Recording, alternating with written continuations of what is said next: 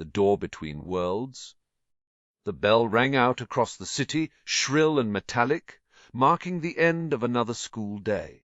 Students flooded the courtyard like ants disturbed from their nest, all eager to escape. Eli adjusted the strap on his worn-out backpack and glanced toward the gates. He waited, as always, for Ronan. "Let me guess," came a familiar voice from behind. "You waited." Again. Eli turned to see Ronan pushing through the crowd with his usual crooked smirk. His blazer was half unbuttoned, tie shoved in a pocket, dark curls wind, blown and defiant. "You're late," Eli said, though he was smiling. "Got dragged into detention again." Apparently, calling Mr. Dunn Captain Baldspot counts as disrespect. "Yeah, maybe because it is." Ronan shrugged. He started it.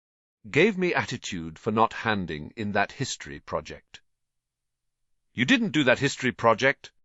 "Semantics." Eli shook his head, but there was warmth in his sigh. It had always been like this. Eli the quiet one, the thinker, Ronan the troublemaker, with too much fire in his chest. And yet they fit together. Two boys that never quite slotted into the social gears of school life. Eli too introspective. Ronan too unpredictable. Everyone else avoided them or mocked them. So they created their own world. Secret jokes. Daydreams of escape. Wild plans whispered in library corners about leaving the city and finding a place where they belonged. Today, though, that escape felt far away. The sky was dull and grey, the streets still wet from rain. They took their usual path home, a cracked pavement trail weaving between crumbling buildings and tangled trees from the city's edge. "So," Ronan said, "you ever think about just running? Not like, we'll do it someday. I mean today." "Tonight." Eli hesitated. "We've got school tomorrow?" Ronan rolled his eyes. "God, you sound like my gran." "I'm just saying we should at least think it through." "We've been thinking it through since we were 11. Before Eli could reply, a loud whoop echoed behind them. They turned just in time to see 3 older boys sprinting up the path. One of them, a tall one in a football jacket, snatched Eli's bag straight off his shoulder. "Hey!" Eli shouted, but they were already running, laughing, vanishing into the trees. Ronan didn't even hesitate. "Come on." They tore off after them, pounding down the slick path and into the woods. Trees loomed overhead like skeletal arms, twisting toward a sky that was rapidly darkening. The bullies darted around bends, always just out of reach. The sound of their laughter echoed strangely, like it was bouncing off more than just bark and leaves. Eli's lungs burned. His feet slipped in the mud, nearly sending him sprawling. "Ronan, slow down!" But Ronan was already disappearing around a corner in the trail. Eli followed, heart hammering. When he rounded the bend, silence. The forest was still, too still. No footsteps, no laughter, just absence. In the clearing ahead, a pile of belongings lay on the forest floor, Eli's bag. A few torn notebooks, a football jacket. But no sign of the boys who had stolen them. "What the hell?" Eli muttered, approaching cautiously. Ronan stood beside him now, frowning. "It's like they just vanished." Eli crouched, picking up his bag. "They must have doubled back." "There's no trail." They looked around. The trees were thick, the underbrush undisturbed. But then Eli noticed it, just ahead beyond a curtain of mist that hadn't been there moments ago. A faint glow, pale, flickering, like moonlight filtered through stained glass. "You see that?" he asked. Ronan was already walking toward it. "Ronan, wait." They stepped through the mist, branches brushing their shoulders like reaching fingers. The glow sharpened into shape. A door. It stood alone, freestanding in the heart of the woods. No walls, no frame. Just a tall arch of stone and wood, etched with unfamiliar symbols that pulsed faintly with light. Ivy curled around it like veins. The glow came from within, soft, bluish, beckoning. Ronan stared, R slowly overtaking his face. That's not possible. Eli's voice came out small. Is it a prank? But deep down they both knew better. Without waiting, Ronan stepped closer. His hand reached out, then paused. We should go through? Eli's gut twisted. Wait! Think about this. We don't know what it is. It could be dangerous, or a trap. Ronan turned, eyes bright with something Eli hadn't seen before. Hope. What if it's real, Eli? What if this is it? Our way out? I'm not saying no, Eli said quickly. I just think we should stop and think. Ronan's jaw clenched. You always want to stop and think. Then, before Eli could say another word, Ronan stepped forward. Ronan, too late. The instant his foot crossed the threshold, the door flared with light. Eli lunged and grabbed his arm. But Ronan shook him off. With one last look, Ronan vanished through. The door slammed shut behind him. The light flickered and went out, and the clearing was empty. Eli stood alone in the clearing, heart thudding like a drum in his ears. His fingers still tingled where they had touched Ronan's sleeve. The door, if that's even what it had been, was gone, replaced by nothing but mossy ground and the soft rustle of wind through trees. Ronan? He called out, his voice sounding thin in the vast hush of the forest. No answer, no trace, no footprints, nothing. Eli waited there for what felt like hours, calling again and again. He even circled the clearing, touching every tree, searching for some kind of trigger. But the strange glow was gone, and with it, so was his best friend. When he finally stumbled out of the woods that evening, mud-streaked and silent, his mother met him with a worried glare. Where have you been? Eli didn't answer. He barely slept that night, and he didn't go to school the next day, or the day after that. Ronan's parents filed a missing person report. Police came to the school, questioned Eli. He told them the truth, every word of it. They didn't believe a single one. The official story was that Ronan had run away. Given his rebellious record, nobody seemed surprised. His parents wept, his teachers sighed, and the school moved on faster than Eli could stomach. But Eli knew. Ronan didn't run away. Not in the way they thought. Something had taken him. Or he had gone somewhere, and Eli was going to find him. The weeks that followed were a blur of obsession. Every afternoon, Eli returned to the woods. He traced his steps again and again, hoping the door would appear if he just stood in the right place or whispered the right thing.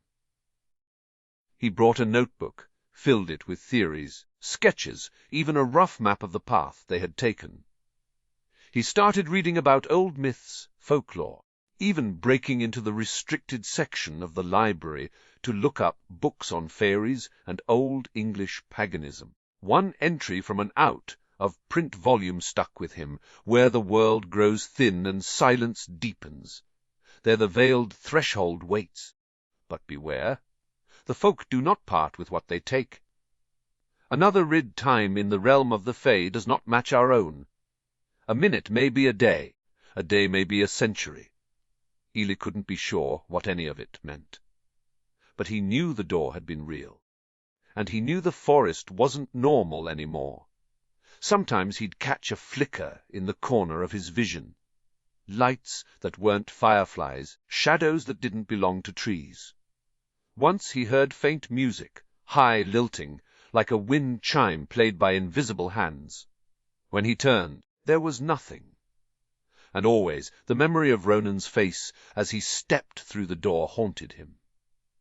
That mix of defiance and wonder. Eli had seen it before, every time they talked about leaving. And now Ronan was gone. It happened on a Sunday, just before sunset. Eli had gone deeper into the woods than ever before. The sky was a pale amber, and the air smelled faintly of something sweet, like fruit and frost. He followed the scent until he found himself in the same clearing as before. Still nothing. But then something shifted. The wind changed direction. The silence grew heavier. Electric. Eli took a step back. The ground beneath the tree roots pulsed faintly, like breath. And then the air split, not with sound, but with light. It unfolded from nothing, curling open like a flower blooming in reverse. The symbols, the glow, the arch of wood and vine, it all came back the exact same door. But this time it wasn't gentle. The magic surged, alive and aware, as if it had chosen to open. Eli stood frozen. This is it, he thought. This is your moment. He reached into his pocket, where he had kept Ronan's old compass, the one he always carried around, even though it didn't work properly. Just holding it now made his fingers ache. Eli stared at the door, and then he stepped forward. He hesitated once, just once, at the threshold. Then he stepped through. The world flipped. It was like diving underwater while falling upward at the same time. His ears rang with the echo of unseen voices, whispering in a language that made his bones shiver. The air tasted of copper and strawberries. His vision blurred, then stretched, and when it snapped back into focus, he wasn't in the forest anymore. He stood in a twilight world where the sky shimmered with hues of blue and lavender. Trees towered like cathedrals, their leaves glowing faintly with their own internal light. A river floated sideways in the sky above him. Fireflies the size of dinner plates drifted lazily in the air. He was in the Feywild. Eli dropped to his knees, overcome. It was beautiful, terrifying, real. Somewhere out here Ronan was waiting, and Eli was going to find him. The Feywild hummed. Eli could feel it in his skin, his teeth, the air around him. Magic here wasn't hidden or subtle. It thrummed through everything, alive and watching. The light had no clear source, but illuminated the forest in soft blues and pinks like permanent dusk. Time felt strange, liquid. He couldn't tell how long he'd been walking, or even whether he was walking in a straight line. The trees twisted in impossible ways, and sometimes the path beneath his feet changed while he blinked.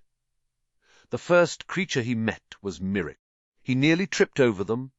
At first glance, a fox with midnight fur and silver antlers, lounging atop a rock that hadn't been there a moment before.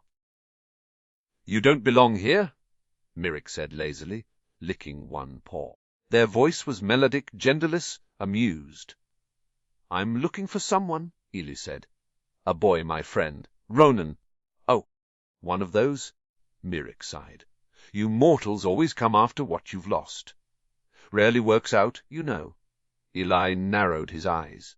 "Do you know where he is?" Mirek flicked their tail. "Maybe, maybe not.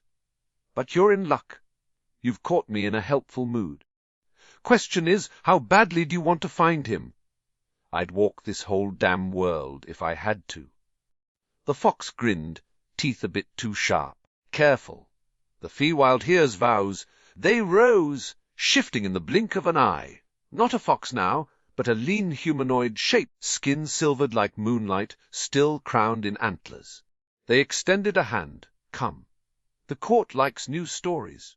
Maybe yours will amuse them." Eli didn't trust them, not really, but he followed. What choice did he have? They traveled for what could have been minutes or hours. The landscape shifted around them, floating lily-pad fields, forests of trees that grew upside down, clouds that rained ink. Everything felt like it had been imagined by someone halfway through a dream. Mirek proved to be eccentric, sometimes playful, sometimes cryptic.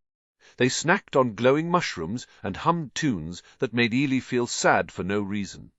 "Why help me?" Eli finally asked. "You're interesting," they replied, skipping over a levitating stone. "And I hate being bored." Eventually, they reached a gathering. It wasn't a palace or a throne room, not in the human sense. The court was a ring of massive thorns, twisted into a circle around a clearing of bioluminescent grass. Fey creatures stood in clusters, some beautiful beyond words, others nightmarish and skeletal. All were watching a duel in progress. And at the center, facing off against a creature with bat wings and mirrored skin, was a figure in armor that glimmered like rose gold. Eli's breath caught. The boy moved with grace and confidence, deflecting blows with a curved blade and laughing as though the fight were a game. "Ronan," he whispered. He looked older. Or maybe just changed. His clothes were gone, replaced by a shimmering tunic and cloak. There was no trace of the rebel schoolboy Eli had chased through the woods. Ronan ended the fight with a flourish, planting his sword in the ground and raising a hand in victory. The crowd roared approval. Myrick leaned in. "Well, there's your missing friend." Eli's stomach twisted. "He's part of them?" Myrick licked a fingertip and pointed. "The Thorn Guard. The court's favorite playthings. He said he was taken," Eli murmured. "That they lured him in?" Myrick smirked. "Ah, they lured him. But he walked in mortal. Same as you." Ronan turned slightly, and for a moment, just a second, his eyes passed over Ellie's hiding place. They didn't meet. They didn't widen in surprise. Nothing. He didn't even look like he recognized him. Later, Myrick led Eli to an abandoned root shelter, one of the few quiet places in the wild. They said the court would take notice if Eli got too close again without invitation. "You've got your truth," Myrick said, curling up like a cat. "What now?" Eli sat in silence, staring at his hands. They trembled slightly. "He didn't look like he missed me." "No," Myrick said, "but the Fae are good at disguises, especially from themselves." That night, Eli couldn't sleep. He clutched Ronan's compass, watched the needle spin wildly, and whispered to the dark, "I don't care if he left. I'm not giving up on him." Somewhere, far off in the Feywild, the wind shifted course. The Feywild was not a place of rest. Even when Eli found moments of stillness, the world shifted around him. Colors changing, shadows stretching, sounds echoing from nowhere. Sleep never felt like sleep, and dreams often bled into waking.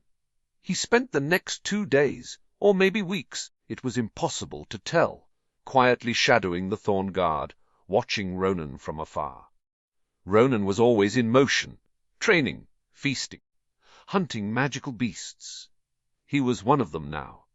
Not just accepted, but celebrated. His laughter rang through glades like it belonged there, and he walked among the Fae with a confidence Eli had never seen before.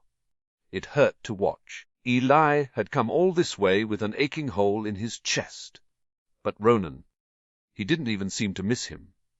Still, Eli wasn't ready to give up. He just needed a moment. A conversation. Something real. Myrick tried to talk him out of it. "He's not the boy you remember," they warned, lounging in a floating hammock of moss.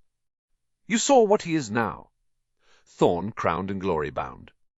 "I don't care," Eli said, slinging his bag over his shoulder. "I need to hear it from him." The Thorn Guard's camp circled a grove of crystal, spined trees. Firelight flickered over strange tents stitched from beetle shells and enchanted silk. Eli waited until dusk, when the guards began to drink and boast, their attention scattered.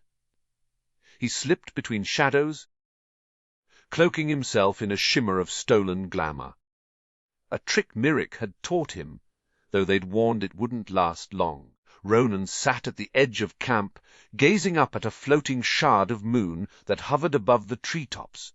He was alone, for once, quiet. Eli stepped into view. The glamour dissolved. Ronan tensed immediately. His hand went to the curved sword at his waist. "Relax," Eli said softly.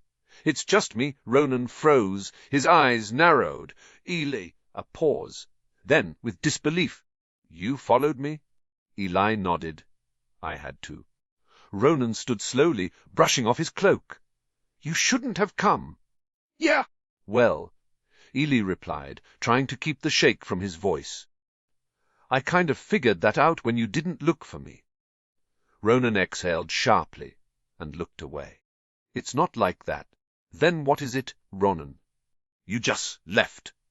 And now you're here, playing knight for a bunch of glittering warlords while everyone back home thinks you're dead. Ronan turned back, expression suddenly hard. Back home? You mean the place where we were outcasts, ghosts in the halls. You wanted to stay in that.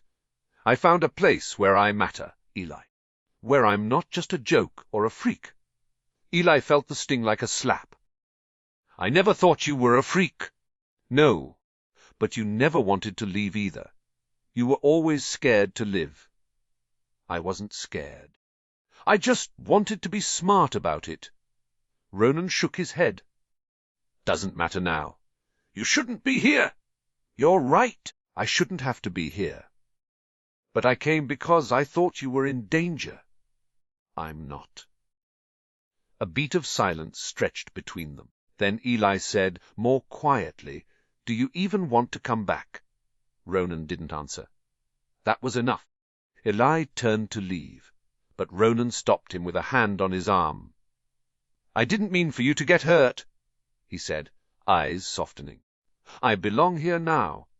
No, Eli replied. You belong with people who care about you. Who don't use you for sport. Ronan flinched. Just think about what you're choosing, Eli added. Please. And then he walked away. He didn't see Ronan for a while after that, but whispers carried far in the Feywild. Eli heard of the Thorn Guard's newest plan, a purge. A village in the western groves, full of peaceful folk who refused to bow to the court's rule. Myrick confirmed it with a solemn nod. Show of power, they said. Petty, cruel, typical. Eli felt cold. Ronan wouldn't, but the words died in his throat, because deep down he knew Ronan might, if only to prove himself. They reached the village the next day, travelling with a group of forest dwellers who'd agreed to warn the locals. The place was beautiful. Houses grown from trees, lights floating like fire spirits, laughter echoing across the canopies. It reminded Eli of what the Feywild could be, when not twisted by power. And then the Thorn Guard arrived. From the treetops, Eli saw them emerge in a wave of color and steel. Ronan was among them, face masked in glamour, sword at his side. He looked conflicted, but he marched with them all the same. Eli tried to yell, to wave, to signal, anything. But the guard struck first, fire, screams, magic rippling like heat waves. Eli ran, not away, but toward the heart of the village, grabbing every hand he could find, shouting warnings, dodging spells, pulling children behind roots and stone. He saw Ronan standing still amid the chaos, blade drawn, breath hitching in his throat. And then Ronan dropped his sword. He screamed for them to stop. But the order had already been given. By the time the smoke cleared, the village was a graveyard, and Ronan was gone. The village burned for hours. Eli stood in the ruins, smoke stinging his eyes, the scent of scorched bark and blood hanging thick in the air. Around him, the Feywild mourned. The trees drooped, their glowing leaves dulled. The spirits of the forest, glimmering motes of sentience, drifted low to the earth, silent and dim. Eli had seen death before, but never like this. Not like this. He moved among the wreckage, helping where he could. A child with a burned arm. An elder who refused to speak. A grieving dryad who had rooted herself in place out of sorrow. They were the few who had survived. A handful of lives among a forest full of ashes. And Eli had led some of them out. That was the part he couldn't shake. He hadn't just survived. He had saved people. But it didn't feel like a victory. Not when Ronan had stood on the other side of the fire. They buried the dead by moonlight. Or what passed for moonlight in the Feywild? The sky had turned a dusky red above the scorched grove. The remaining villagers, a scattered coalition of dryads, dusk elves, whisperfolk, and beasts that walked like men, stood together in silence as the forest accepted the bodies. Eli sat near the roots of a great tree, head in his hands. Myrick appeared beside him, quieter than usual.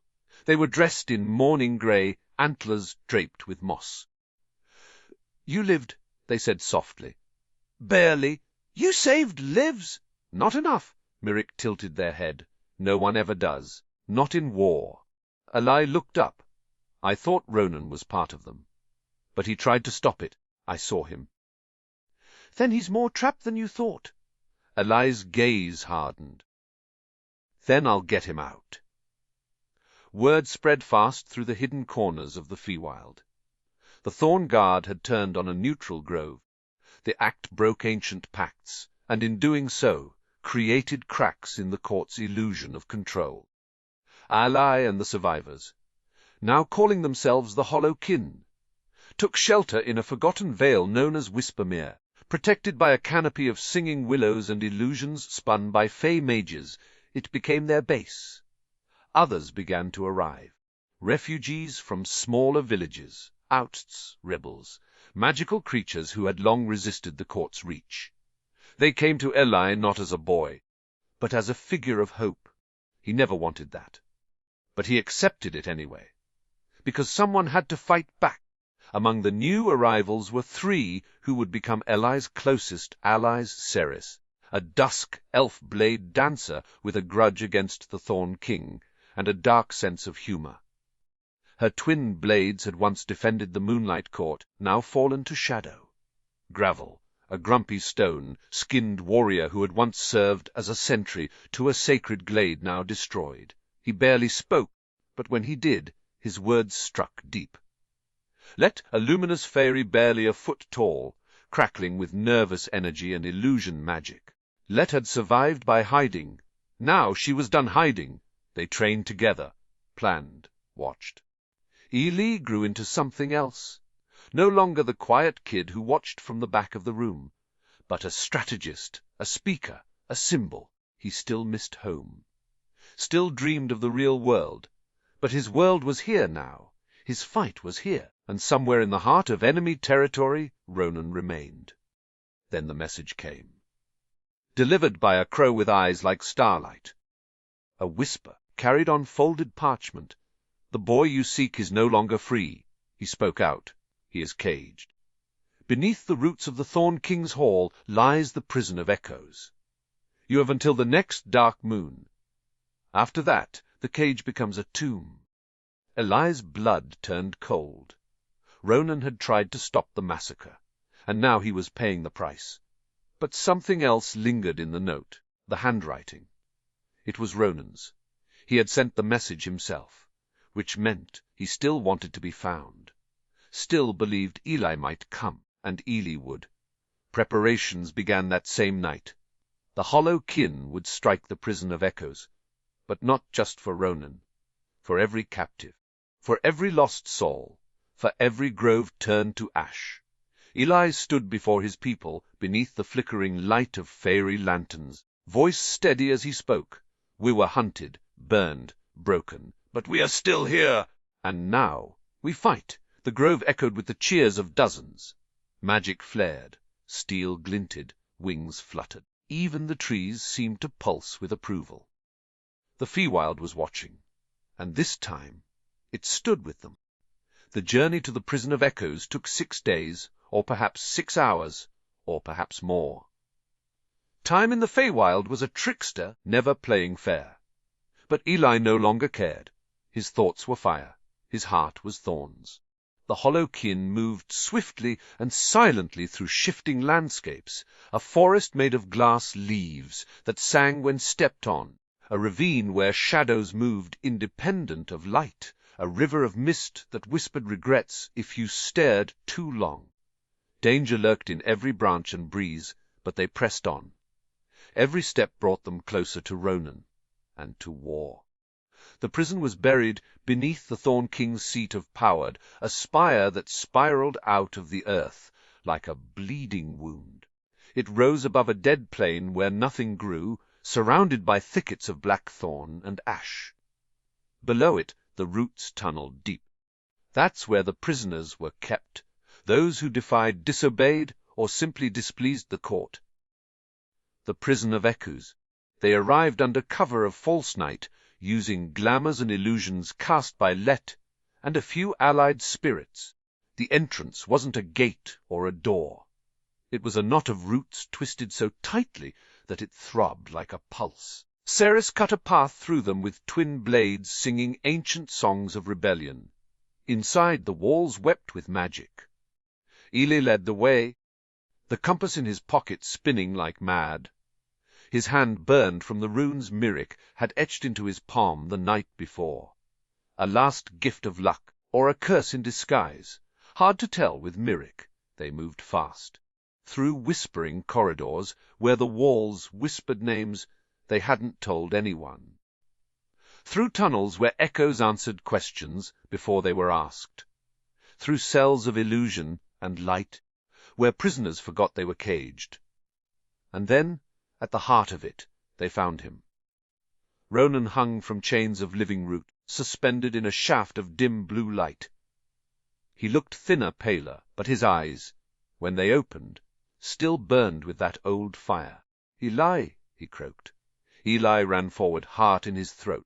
"I've got you." Gravel shattered the chains with a hammer blow that sent magic screaming. Ceres slashed through the remaining bindings. Let cloaked them all in shimmering camouflage.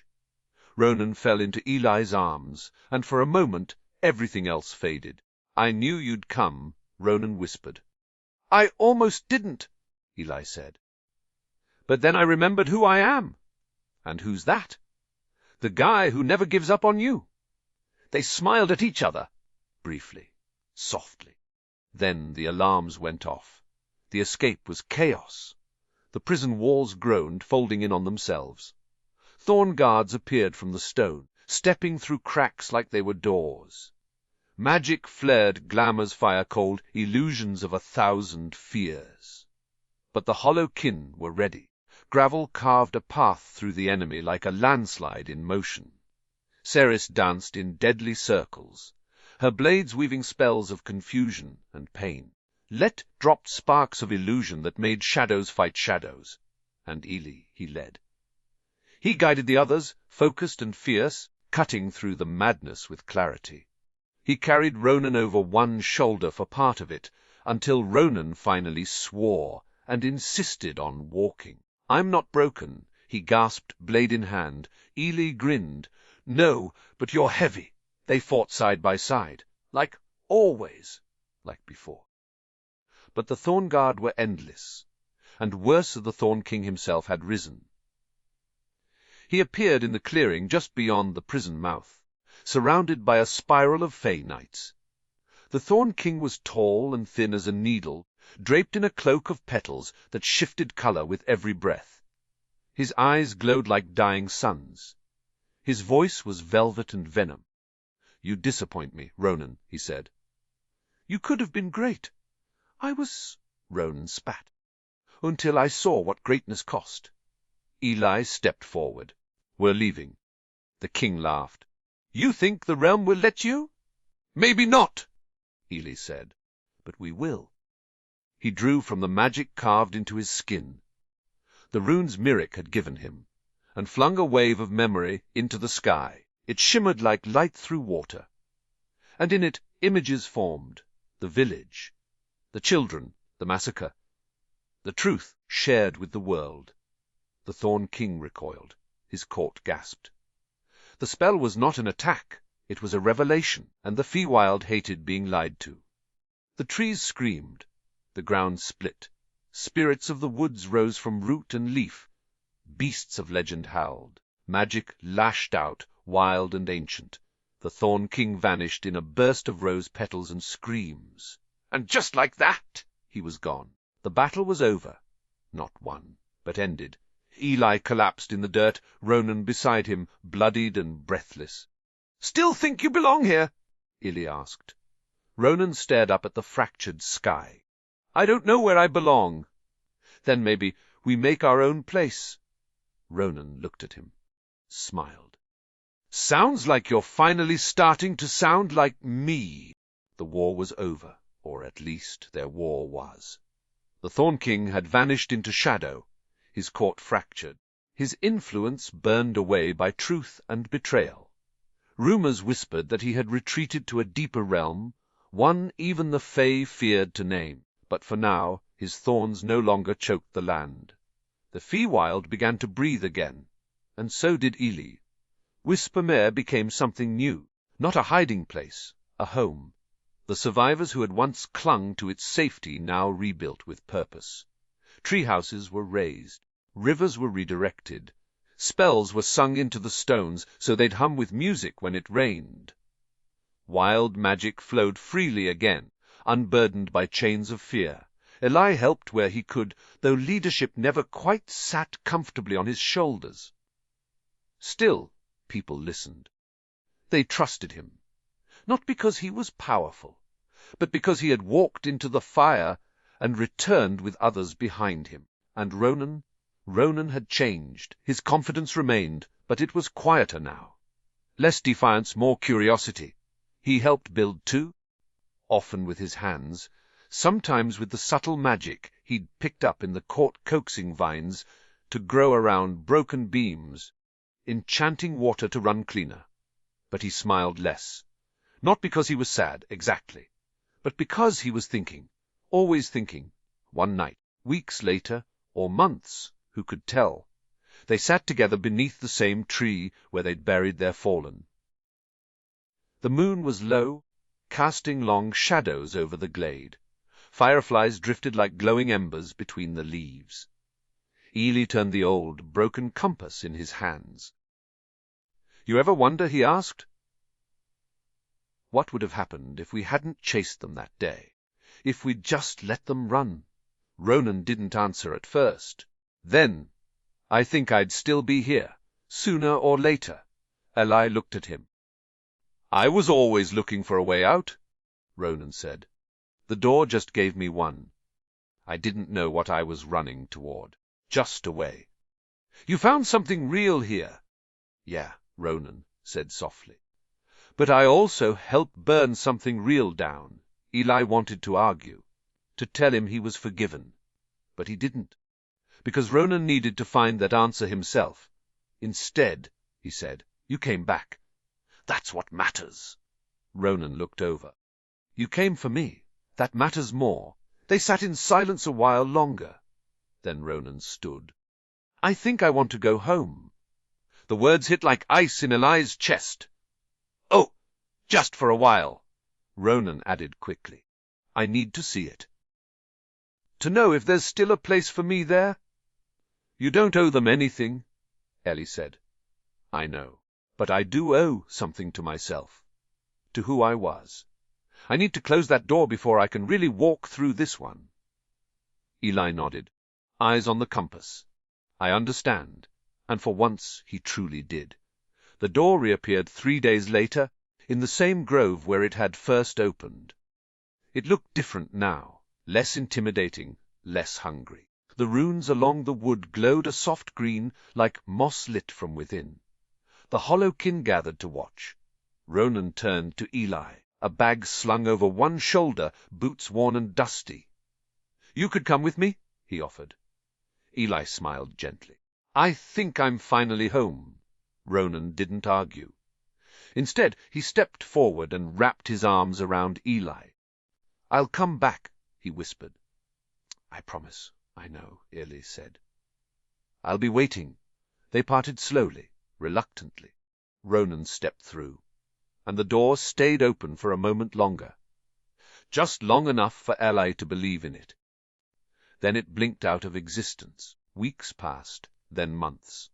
And one day, as Eli sat atop the canopy bridge they'd built together, flipping through the notebook Ronan had left behind, filled with doodles, dreams, and half-sketched maps, he heard a rustle in the branches. He looked up. A small letter floated down on a folded leaf. "Still weird back here. School's worse than I remembered. Mum says hi. Can't stop thinking about willow bread. Save me some." "Ah," Eli laughed, and tucked the note into his journal. Spring in the Feywild didn't arrive all at once. It spilled slowly into the world, like paint dropped in water. Buds that glowed faintly in the dark unfurled, vines sang lullabies when touched, and flowers grew in the shapes of sleeping faces. The land was healing. So was Eli. He spent his days helping rebuild. There was always something to do, a broken songstone to restore, a frightened new arrival to guide, a stretch of ruined woods to replant. The hollow kin were no longer rebels. They were caretakers, protectors of the wild places the Thorn King had tried to dominate. But even in all the growth, something remained untouched, a clearing at the forest's edge, where the door had stood, where it sometimes stood still. Eli visited often, sitting beneath the whisper-bloom tree whose petals only fell when someone remembered a name. He brought books. Tea. Sometimes he'd hum the melody Ronan used to whistle during math class, just to see if the Feywild remembered it too. It did. Every few weeks a letter came, folded inside leaves or carried by birds with too many eyes. Always short, always signed with a little inked R. They tore down the old bus stop where we used to meet. It looks awful now. I finally stood up to Mr. Dunn. Told him he had no power over me any more. He blinked for like 30 seconds straight. I saw your tree in a dream. It was laughing. That normal. Sometimes Ronan asked questions. Sometimes he just rambled. Eli always read every word 3 times before folding them into the journal he kept bound in a ribbon of silverthorn. Once he sent a letter back. Let helped enchant it so it would find its way. The Feywild remembers you. The willow by the river still bends like it's listening for your voice. Gravel says hi. Ceres says you still owe her a knife. The world is weird, but I'm good. I'm really good. You'd like it today. The sky turned pink and didn't stop. I miss you. He never knew if the letter reached him, but a few days later a package arrived, 3 chocolate bars, slightly melted, and a napkin with, "This was your favorite, right?" scrawled across it. Eli laughed until he cried. On the first day of the Festival of Waking Roots, the door returned. It didn't shimmer or flash. It simply appeared. Its frame was now entwined with new growth. Flowers blooming in the carvings, soft light filtering through moss-laced runes. It looked less like a rift in the world and more like it belonged here. Like it was part of the forest now. Eli approached. The door opened without sound, and on the other side stood Ronan older, stronger, backpack slung over one shoulder, same half-smile. "Hey," he said. Eli blinked, stunned. "You came? Told you I would?" They stared for a moment, longer than they meant to. Then Ronan stepped fully through. The air shimmered, and the door didn't close. It remained open alive. Ronan looked around the clearing and let out a long breath. "Still weird, still wonderful," Eli replied. Ronan smiled, eyes softer now. "You really stayed?" "I really belonged." Ronan didn't argue. He just took a step closer. "Think I could belong here too." Eli reached for his hand.